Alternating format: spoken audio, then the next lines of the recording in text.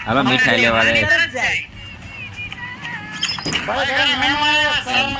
happy જો માખણ નો લઈ લો હા અસલ મત જેવું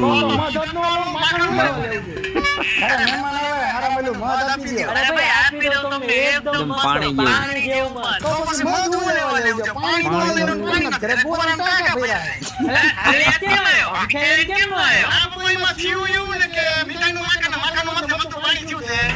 મારો દીકરો મારો